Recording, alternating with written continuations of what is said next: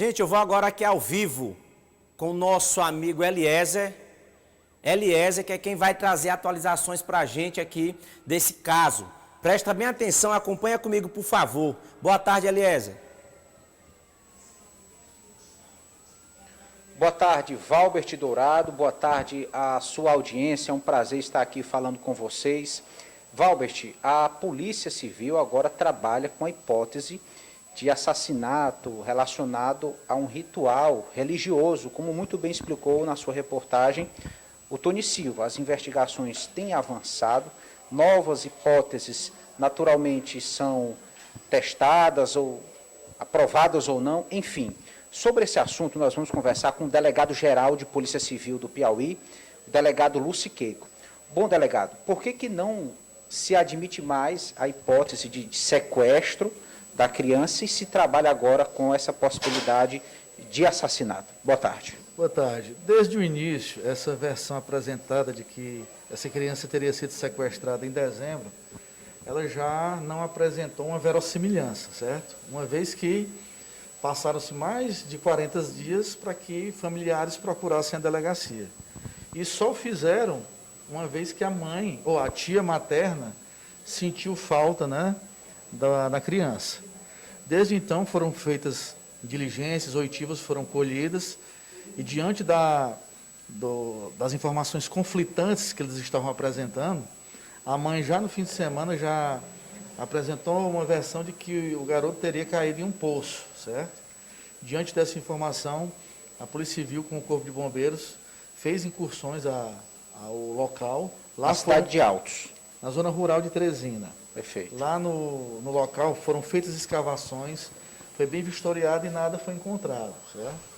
Então nós percebemos claramente que as informações estavam no seio familiar e que havia uma ocultação da informação, possivelmente para encobrir algo mais grave.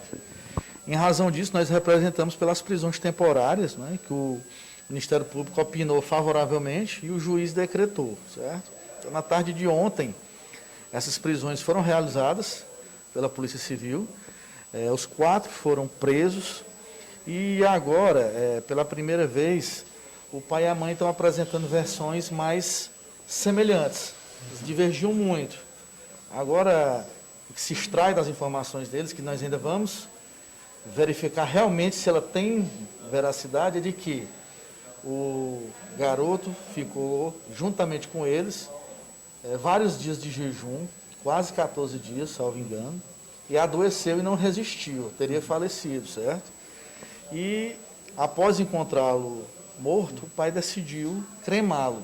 Teria levado aos fundos da casa, colocado lá uma madeira, colocado o garoto em cima e ateado fogo, né? Após ele informar isso, os policiais pediram que ele indicasse o local exato. Assim ele o fez, levou os policiais até o local lá. Realmente havia vestígios, aparentemente, de cinzas, né? Ele disse que não teria mais, acho que a chuva já tinha levado, né, alguma coisa.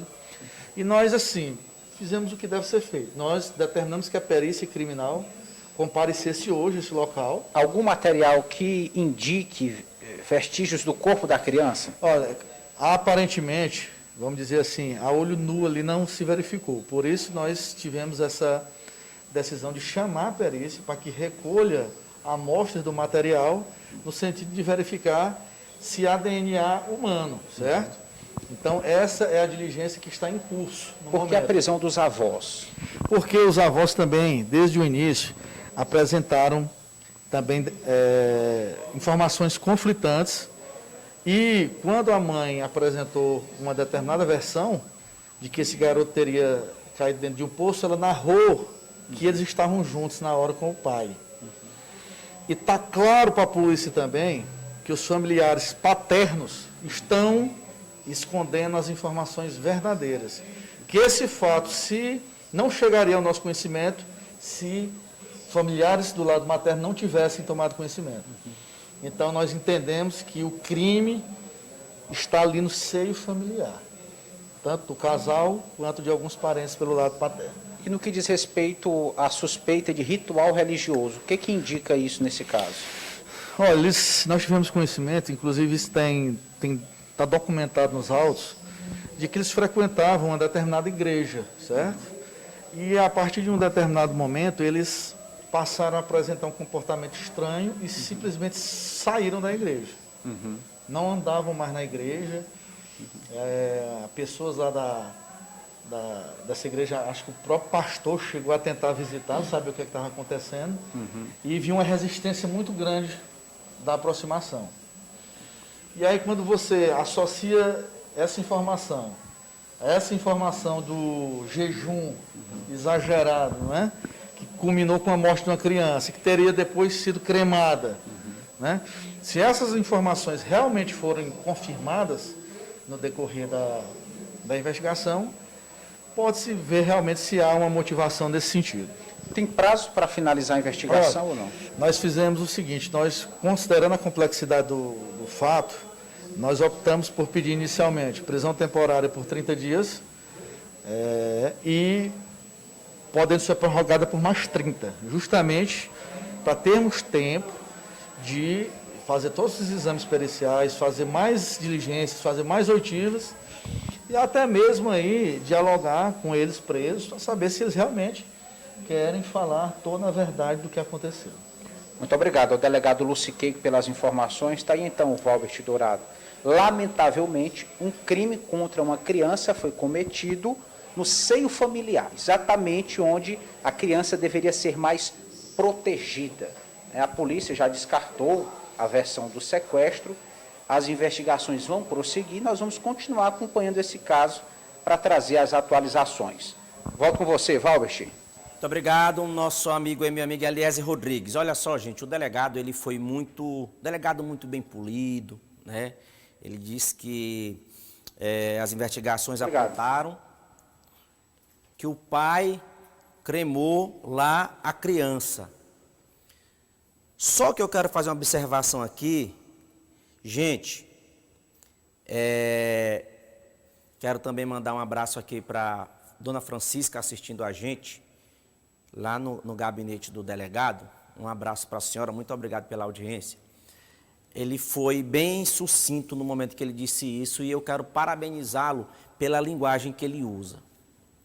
Só, meu povo, que na linguagem popular, esse pai sem coração tocou foi fogo na criança.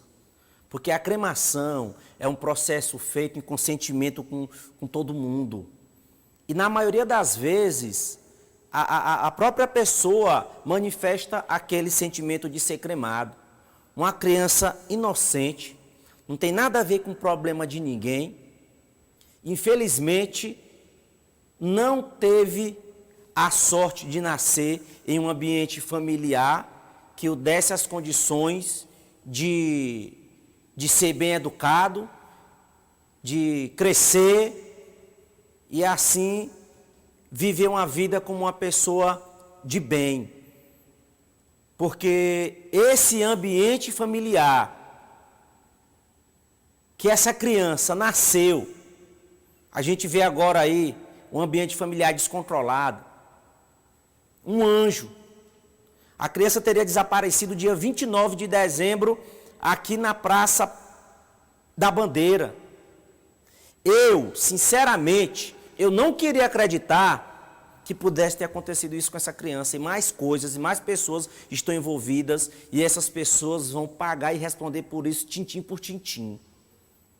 Graças a Deus, que a parte da família da mãe começou a se manifestar, começou a dizer algumas coisas. Eu procurei aqui a parte da família da mãe, procurei a parte da família do pai, não tive uma resposta da parte da família do pai, a parte da família da mãe eu tive algumas respostas.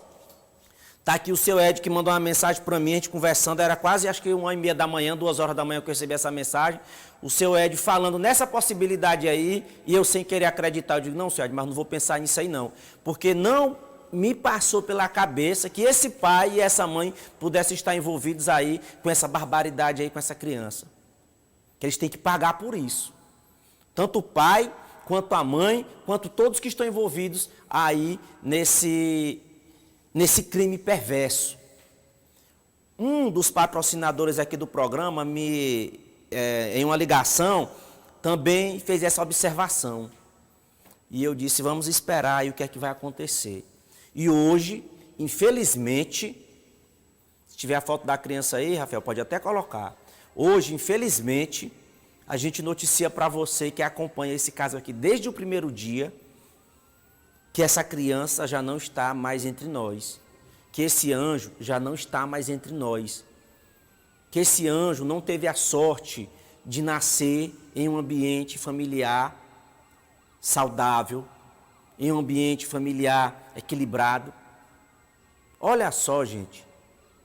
E aqui todos os dias a gente pedia a você aí de casa que se encontrasse essa criança por aí, que ligasse.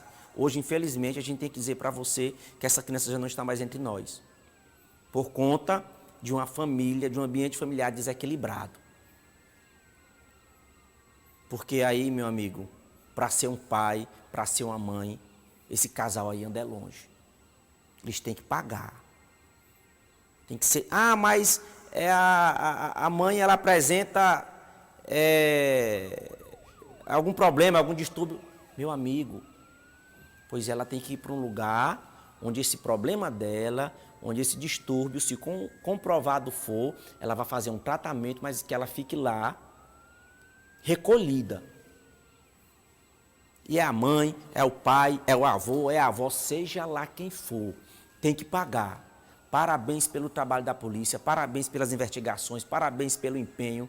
Delegado Luciqueico, muito obrigado por essa entrevista, pelos esclarecimentos que o senhor trouxe para os telespectadores aqui do nosso Rota do Dia. Porque, infelizmente, a gente tem que passar essa notícia para os nossos telespectadores.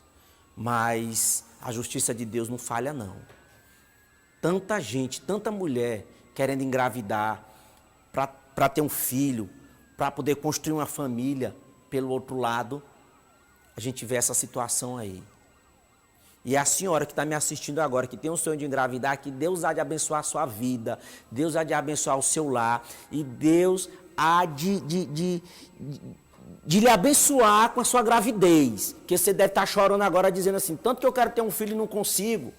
Mas Deus está por você. Pode ter certeza que vai dar certo.